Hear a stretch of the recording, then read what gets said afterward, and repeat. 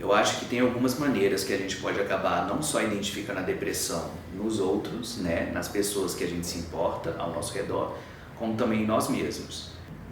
Olá, eu sou Arthur Guzmão, eu sou psicólogo atuante na Rede Proclin e hoje a gente vai falar aqui um pouquinho sobre ansiedade e depressão e como esses dois temas acabam encaixando no contexto atual que a gente está, que é de uma pandemia. Vamos lá?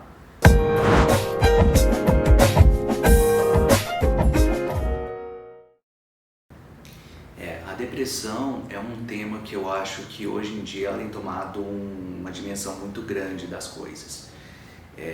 Na boca do povo mesmo ela tem se tornado muito frequente, não é um assunto que está muito incomum, você vê pessoas relatando que tiveram depressão, seja famosos, que é muito comum, aliás, hoje em dia, sejam pessoas do nosso dia a dia, do nosso cotidiano, ou a pessoa que está do seu lado muitas vezes, ou já teve, ou está passando por isso.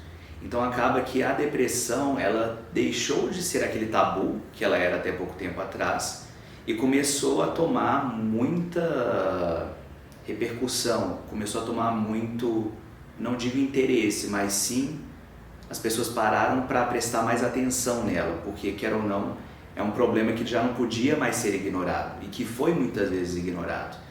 No tempo dos meus avós, se a gente pensasse em depressão, ela deixava de existir? Não, ela sempre existiu, mas eles não davam esse nome, a depressão em si. Muitas vezes ou era preguiça, ou se a pessoa que chega às vezes a um óbito mesmo, se a gente pensasse no óbito por depressão, muitas vezes os avós caracterizavam por morreu de tristeza. Era muito comum assim, a pessoa ficou viúva, por exemplo, e acabou morrendo de tristeza. Isso é uma coisa que a depressão aparecia, mas ao mesmo tempo ela não tinha esse destaque ali, pelo menos as pessoas não prestavam atenção. Hoje em dia a gente já tem mais conhecimento sobre ela, mas eu acredito que ela ainda, para muitas famílias, muitas pessoas, ela continua um tabu. E a gente precisa quebrar esse tabu. Quando eu falo que a depressão ela não tinha essa atenção toda, eu falo porque assim como muito sofrimento mental, né, muitas doenças psicológicas, elas chegam muito devagar, elas são muito sutis.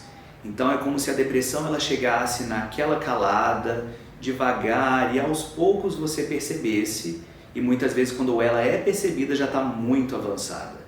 Por quê? A gente tem que diferenciar duas coisas. O que é uma tristeza, momentos de tristeza nosso, o que por exemplo é um processo de luto e o que é a depressão em si. Como seres humanos, nós temos não só o direito de ficar triste, mas a gente vai ter momentos tristes. Ninguém é feliz perpetuamente. Isso é impossível de se estar. Alguns momentos, alguns dias você vai acordar talvez um pouco mais amuado. Hoje não é um dia tão bom, por exemplo. E tudo bem estar assim, porque é justamente sentir isso que nos faz não só ser humanos, mas também é uma forma saudável de estar, porque você tem contato com as emoções, um todo. Não só a alegria, como a tristeza, como a raiva, entre vários que a gente tem, assim, se a gente pudesse caracterizar. E a depressão, ela é diferente da tristeza. Eu acho que é aí que as pessoas costumam a confundir muito. Ela realmente é muito similar à tristeza, porque é uma baixa de humor muito grande na pessoa, mas se a gente pudesse pegar em palavras, não é exatamente isso, mas se a gente pudesse pegar em palavras mais fáceis para descrever, a depressão é como se fosse aos poucos, né, a pessoa perder o significado das coisas, ou seja, se a gente pensasse, ela perde nos níveis mais graves de depressão, ela perde até a tristeza, o sentimento de tristeza frente a uma situação. É como se as situações ao redor, as situações que acontecem, alegrias, tristezas, até momentos de raiva, eles perdessem o significado. Então, gradativamente a depressão vai avançando na pessoa, de forma que esses momentos já não têm mais tanto significado e ficam vazios. Isso é uma depressão.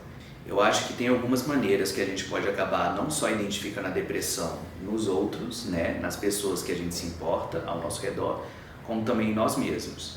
apesar de não ter uma fórmula mágica para isso e tudo mais, porque quer ou não, ela se manifesta de várias maneiras, tem uma característica que eu vejo que é marcante, como eu disse anteriormente, que é essa perda de significado. Então, quando a gente presta atenção um pouco mais, a gente percebe talvez que aparentemente a pessoa esteja um pouco mais triste, tudo mais, é interessante que primeiro nós vamos até essa pessoa ou nós mesmos nos perguntamos, né, e você vai até essa pessoa e pergunta o que ela está sentindo, porque esse fator de perguntar é essencial para você entender melhor o que ela está passando, se realmente é só um momento de tristeza ali que faz parte da vida cotidiana, ou se realmente é um avanço da depressão.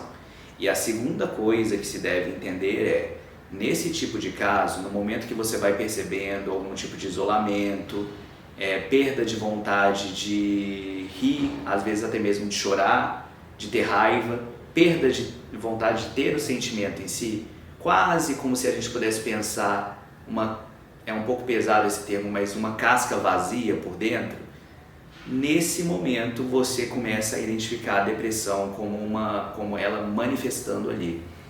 Então, dessa forma, a segunda coisa que se deve fazer, né, neste caso, é procurar ajuda profissional de um psiquiatra, de um psicólogo. O quanto antes for tratado, mais cedo será solucionado.